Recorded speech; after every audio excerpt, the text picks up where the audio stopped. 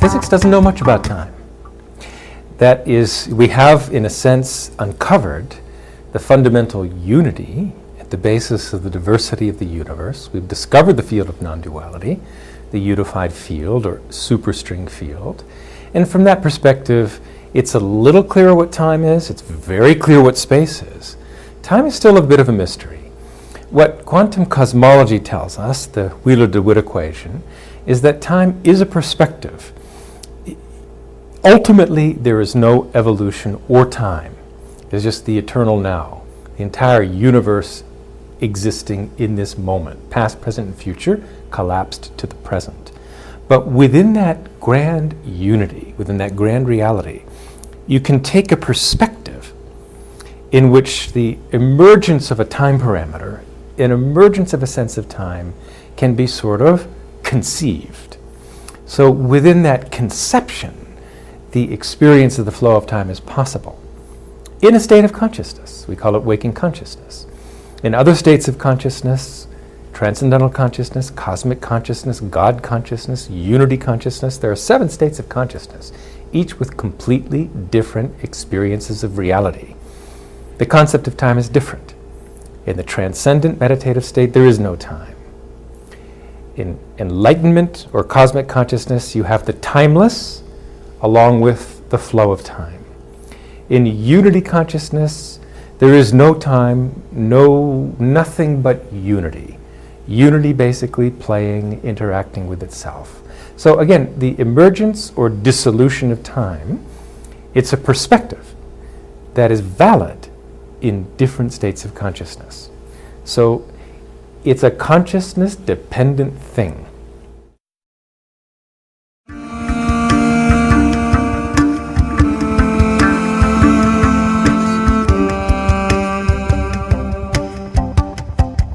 Yes, time emerges from the timeless. Duality, diversity, emerges from unity. And what quantum mechanics says, and I don't mean old-fashioned quantum mechanics, even quantum field theory, which replaced quantum mechanics 50 years ago, but unified quantum field theory, superstring theory, which replaced everything else about 12 years ago. From that ultimate scientific perspective, unity is all that there is. Universal, unified field of intelligence, which gives rise to the appearance of a diversified universe. An ocean of being that is shimmering, vibrant, dynamic within itself. And this ocean of existence percolates superstring like ginger ale percolates effervescent bubbles. So we live in a world of bubbles, superstrings. These little bubbles vibrate, these strings vibrate. And depending upon how a given string is vibrating to the left or to the right, or this way or that way, that string behaves like a graviton, a quark, a lepton, an electron, a gravitino, a photon of light. All the particles and forces of nature, so-called, are just the different vibrational states of these miniature superstrings, which themselves are just the bubbles of this ocean of existence, the unified field or superstring field. That's the reality. Everything else is really just unity in motion. But from a standpoint of ignorance, where the field of unity is hidden from view, because we don't see the unity on a sensory level. In a sensory-dominated life, in a sense-dominated state of consciousness, like waking consciousness, then diversity is real.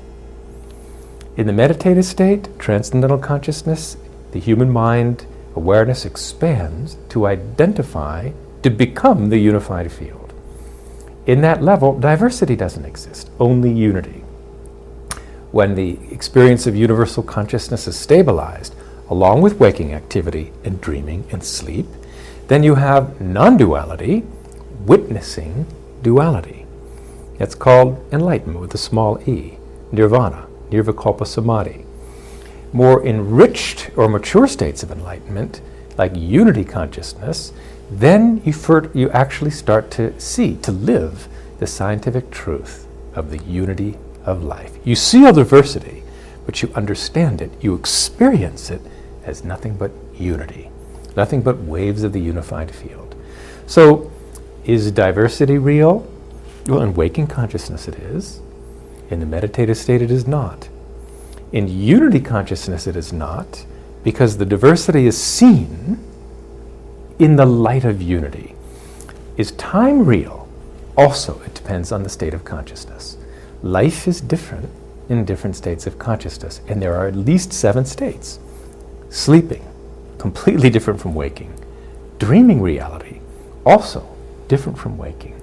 Meditative state has its own reality, transcendent, beyond time, beyond any relative experience.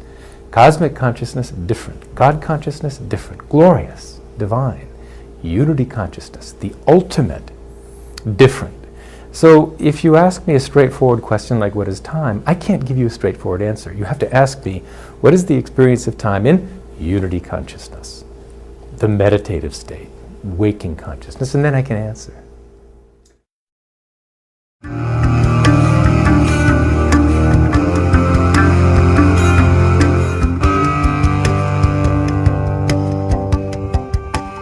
The scientific reality is the universe is structured in layers of creation. There's the macroscopic sensory world of day-to-day objects. It's called the world of classical physics. There's the world of the molecule and the atom. That's the world of quantum mechanics. It's not only smaller, by the way, it's completely different, qualitatively different. It has its own logic, its own language, its own mathematics. So, not just quantitatively, but qualitatively different. Then you have the world of the nucleus and the subnuclear particles. The world of quantum field theory has its own math, its own language, its own reality, its own logic. And then beyond all of that is the field of absolute unity, non-duality, the world of the unified field, technically called the second quantized superstring field. And each of those levels has its own reality. And we are all of them. You can grab me by the arm and drag me out the room. You can grab me by the molecules, the atoms, and grab my nuclei and drag me out the room. It's exactly the same, but perceived from different levels, at different levels of reality. So these are worlds within worlds within worlds. In the process of meditation, you take the waking awareness, the sensory awareness, sensory perceptions, close the eyes, and through an appropriate technique, the awareness gets drawn powerfully within to experience quieter, subtler, deeper levels of mind, corresponding to deeper and deeper levels of reality, fathoming the whole range of existence, coming to rest ultimately in the field of absolute unity, the meditative state, samadhi, pure consciousness, where the surface of diversity gives way to fundamental unity. Those are the whole range of reality, range of experience. In the meditative state, you leave behind the whole world of relativity and you identify with the unmanifest field of unity. And then enlightenment is just a question of stabilizing that inner silence and inner unity along with outer dynamism, along with waking activity, along with dreaming, along with deep sleep. So you become a universal witness to the body sleeping, an unbounded witness to the mind dreaming, or a witness to thinking, speech, action. So that is one level of enlightenment, where inner unbounded universal consciousness, universal consciousness is stabilized within, along with outer activity, outer diversity, outer dynamism. It's a stage of enlightenment. It's called nirvana. There are higher levels of development still, but in each of those levels, reality is different.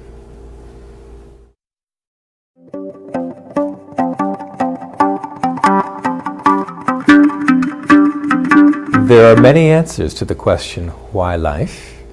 And those answers depend upon one's level of consciousness. But speaking as we are in waking consciousness, purpose of life is to grow. Expansion of happiness. Growth of happiness, growth of intelligence, growth of power, growth of knowledge. Expansion of happiness is the purpose of life until infinity becomes the living reality of life. We evolve in steps of increasing accomplishment, achievement, fulfillment. We work for, we strive, we earn, we win a Mercedes-Benz. Some happiness, temporary happiness, some satisfaction is gained with that. But before too long, undoubtedly, we're going to want a Lamborghini. I'm using a very materialistic example, but no achievement of any state of wealth or political achievement or stature is fulfilling for long. Relative fulfillment, but the nature of the mind is to grow. Evolution is the fundamental nature of life.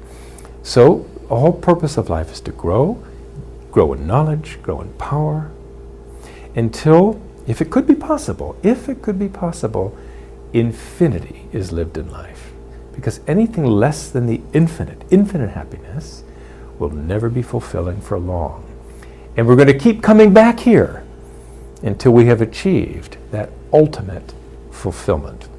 And that fulfillment is sometimes called liberation, because in that state of absolute contentment, you are free. You have fulfilled all possible desires. You can achieve that expansion, that fulfillment, the hard way, by gaining one achievement after another, trying to become the wealthiest man on earth, the President of the United States, or whatever it may be. Or you can dive within and discover that deeper and deeper levels of mind are more intrinsically blissful. And the source of mind in the self, pure subjectivity, the nature of our consciousness is bliss, absolute contentment.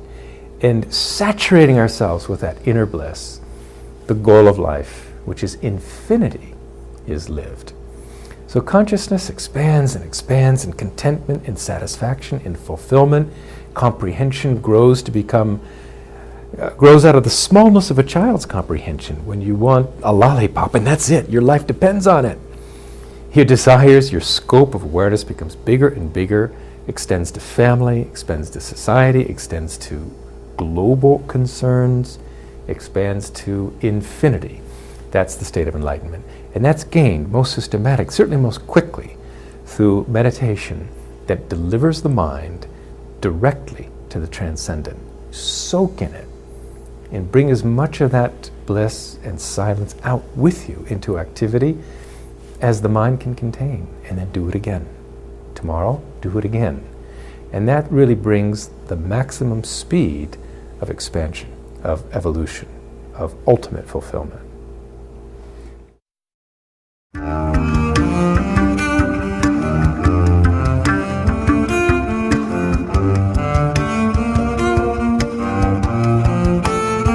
Meditation is a uniquely human skill, a uniquely human gift.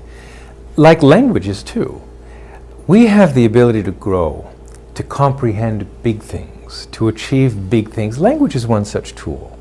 Language actually develops our capabilities, our ability to thought, to achieve, to conceptualize, well beyond the animal kingdom. Another such tool that is as powerful, indeed as fundamental, is transcending. That means meditation, to take the mind directly to its source, to the infinite field of consciousness. Like language, that is another evolutionary tool to develop the brain. And you're absolutely right. The act of transcending, expanding beyond boundaries, experiencing the source of thought, ocean of creativity, reservoir of intelligence, it's powerfully evolutionary. It completely and dramatically and instantly changes the brain. The meditative state is absolutely unlike any other state of consciousness. Waking, dreaming, sleeping, hypnosis, drug-induced. It's completely different. It is characterized, in a nutshell, by global EEG coherence. That means the entire brain is functioning in a synchronous and coherent way. In waking consciousness, the electrical activity of the brain is completely scattered. There's very little coherence or very little integrated functioning of the brain. One part of the brain is hardly talking to another. In the meditative state, the state of unbounded awareness, the whole brain participates in that experience in what's this global synchronous electrical activity. It's absolutely striking, the most striking thing a neuroscientist will ever see. And one thing about that experience is that the entire brain is engaged. If you're doing physics, if you're playing music, this little sliver is engaged.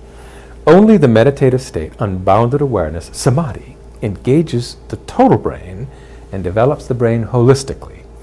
This global EEG coherence may be a fleeting experience during transcendental state, but with regular practice it becomes more and more stabilized, so that even in activity, the whole brain remains more coherent, and that orderly brain functioning is fundamental to intelligence, creativity, learning ability, academic performance, moral reasoning, emotional maturity, psychological stability. Everything good about the brain depends on its orderly functioning. And now, and this is very exciting to me as an educator, orderly brain functioning can be systematically developed in anyone of any age. Someone in a nursing home for the elderly, a child in a school with ADHD, who may have very limited EEG coherence, very little orderliness of brain functioning. Those individuals can develop the orderliness of the brain in a period of weeks and months and over the years. IQ, creativity goes up at an age where they're not supposed to. In adults, where the intelligence is supposed to shrink and the gray matter itself begins to wither away. All of that is basically because with the brain, the rule is use it or lose it. And only the meditative state engages the total brain and develops the brain holistically, which, yes, shows up as highly statistically significant improvements in intelligence and creativity and learning ability and everything. But more important than any of that is the stabilization of inner bliss, inner unboundedness, which we call enlightenment. That's really the goal of life. Being a little smarter, a little more successful, yeah, that's good. Living the bliss of life 24 hours a day, even during the depth of sleep, that's really what we're here for. Happiness, ultimately, is where it's at. And it's our choice how much happiness we want to experience in life. A little bit, more, or a lot. And this gift of meditation, gift of transcending, we're not talking about concentration, works the mind, or contemplation, which engages the mind, or visualization that also engages the mind. We're talking about going beyond the mind, beyond thought, beyond any fine, faint feeling to the experience of infinity, unbounded awareness that's beyond senses, beyond the intellect. That fundamental state, the most fundamental of human experiences, is what's key. And it belongs in education. It's fundamental to education. And thank God, finally, it's being embraced by education. And hundreds of thousands of students at hundreds and hundreds of schools today have access to this experience as part of the curriculum. Within 2 years, 3 years, it'll be everywhere.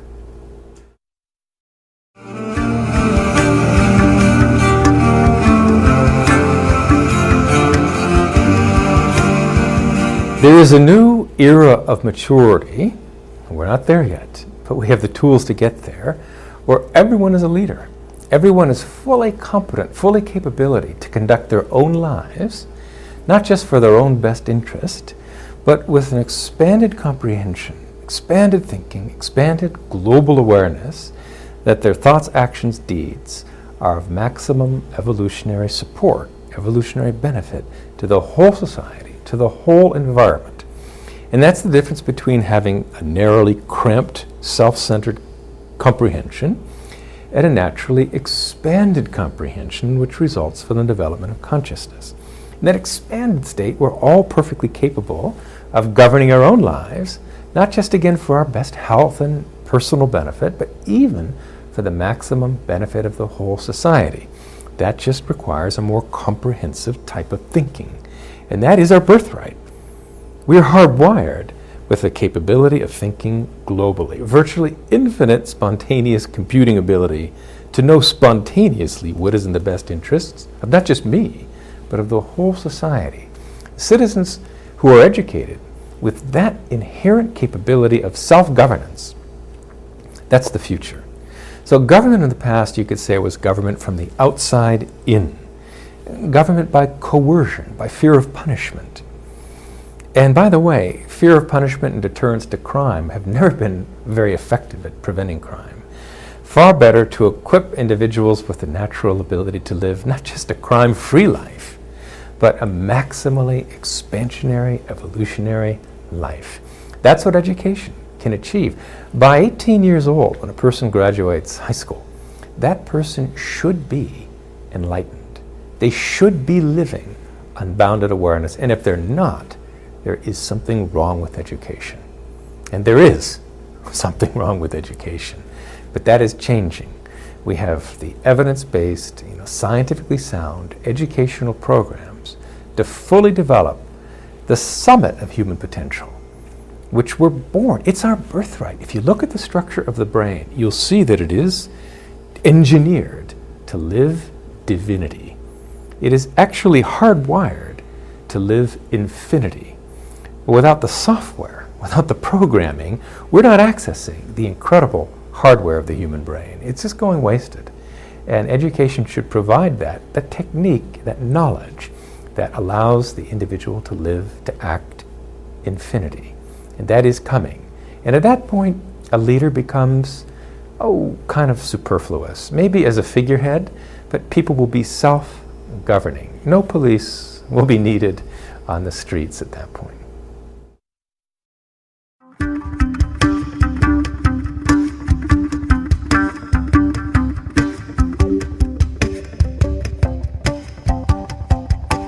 Coming back to school is for people who fail to graduate. And most people do come back, because there's a lot to learn. And it often takes many goes around before all of life's critical lessons are learned.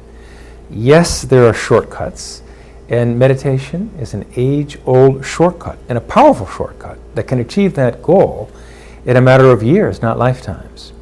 Now, you may be more fortunate than most in having, of course, some time when we are localized and we have this localized sense of self, but at other times when you seem to be unlocalized, accessing the infinite, the universal.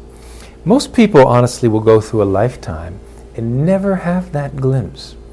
So, fortunately, you're among the fortunate, I'd say, minority who has occasional access to our inner infinite nature. And of course, when we get caught up in activity and the stress of our pressures, that memory can fade and we're left with the localized sense of the urgency of now. Meditation basically allows the awareness to alternate from the localized, waking experience to the unlocalized, universal aspect of our innermost reality.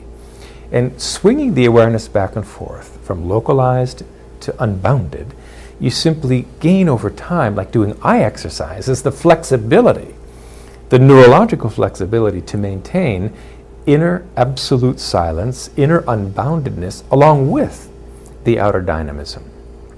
And that does become, at a point, permanent, where a steamroller can run over your toe, and you may shout bloody hell because it hurts, but at the same time you're absolutely unshaken, unfazed inside, because you remain anchored to being, to a reality that is so huge that the rise and fall of civilizations is barely an eye blink. And where certainly a roller or something running over your toe is of absolutely no consequence at all. Living that inner grandeur with the joy of outer relative diversity of experience as well, that is waking activity along with unboundedness and infinite contentedness within. That's fullness of life. That's 100% inner life with the ability to enjoy 100% outer life.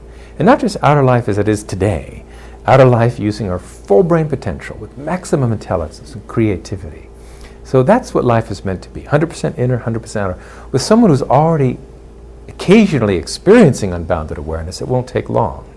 It's just alternating unboundedness with relative experience, waking consciousness regularly, like twice a day meditating, and having that unbounded awareness for a period of months or a year or two, and you'll have absolutely the goal of life. 100% inner, 100% outer.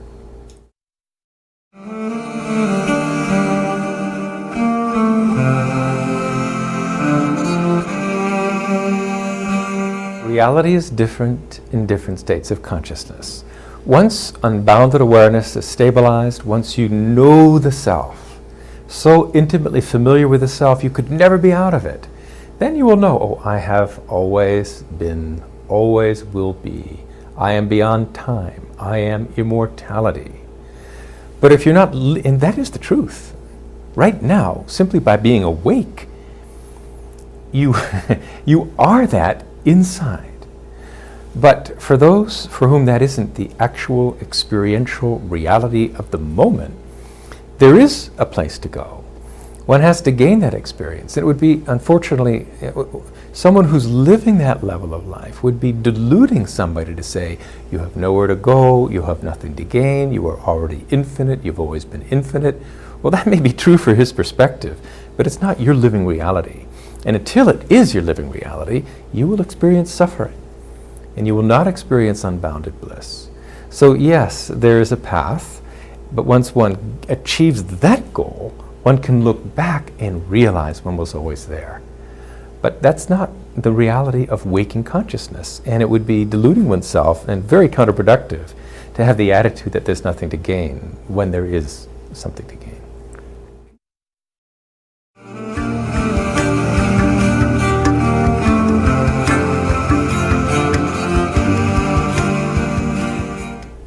The level of feeling, one's emotional life, is where we really live our life.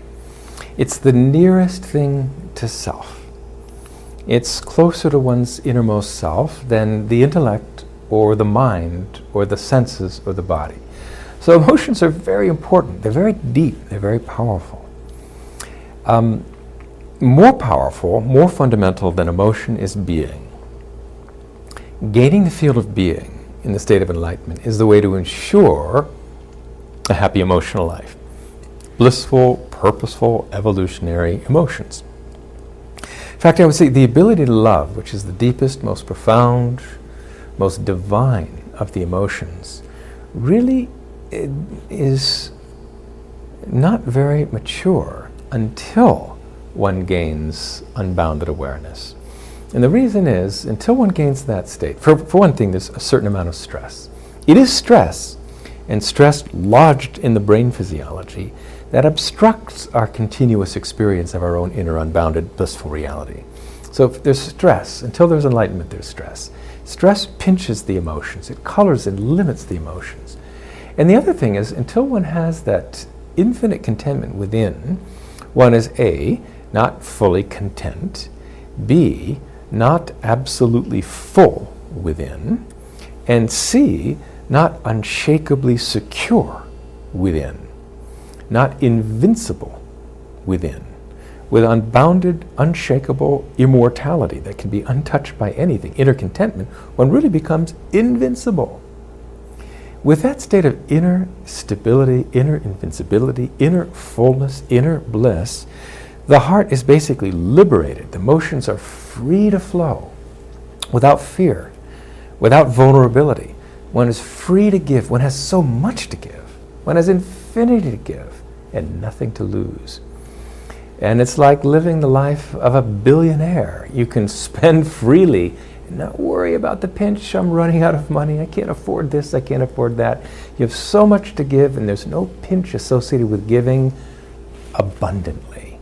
Like that, love and the ability to give abundantly depends upon the size of one's inner life, inner awareness. So emotional life really becomes rich, and love becomes full and flowing when inner stability, inner bliss, inner unboundedness is gained.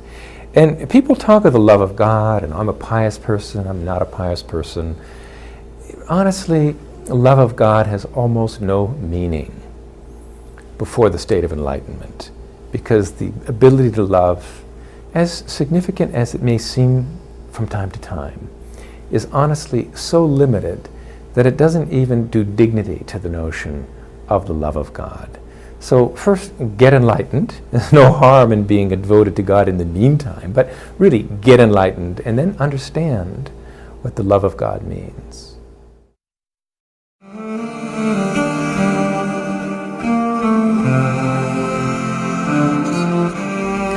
I am first and foremost not of this room. First and foremost, you and I and everyone are cosmic. We are unbounded universal intelligence, an intelligence so vast, so immortal, so internal, that we give rise continuously to the birth of an infinity of universes. That is the cosmic magnitude and grandeur of who we are. Resting on that universal reality is the very, very, very small me that you see. With my intellect, which is relatively feeble, my mind and memory, which are certainly quite limited, my physiology, which is puny and relatively weak. But all of that, at least, allows this universal I, which is the eye of man, the eye of the elephant, the eye of you, the eye of me, to see and enjoy its relative creation. We have a significant role in this universe. Without the human being, we are like a conduit that allows the unified field, which is a million times smaller than the proton. It is everywhere, but you don't see that unified reality except deep, deep, deep within. But the human nervous system and human awareness is a conduit whereby that abstract silence at the basis of the activity and dynamism of the universe gets to see itself. That unified field creates creation, but it doesn't have eyes. It doesn't have ears to actually live within and enjoy the incredible grandeur of the creation. Now, my eyes are so limited, and the picture it gives of the universe is pretty puny.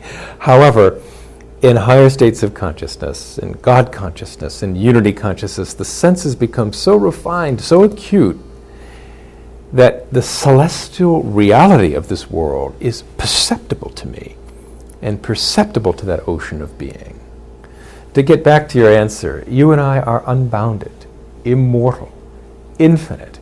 That is our big, grandest reality, our immortal nature. But we have the joy. Variety is the spice of life. We have the variety. Most importantly, we have the life. Without the cake, the spice is meaningless. A spice cake without the cake is nothing. So we have the life. But the spice of life, the variety of life, the changing relativity, is experienced in creation by virtue of the human nervous system. Yes, by the nervous system of a dog, but not the totality. A dog can't really live the reality of the unity of life. That's our privilege as human beings. We're hardwired for it. So we have a surprisingly important role to play in this creation. And our job, you could say, is to live the two realities of inner unbounded immortality and bliss while enjoying and playing in this beautiful divine playfield of relativity, and really doing honor to the Creator by knowing, living, enjoying the grandeur and divinity of the creation in which we live.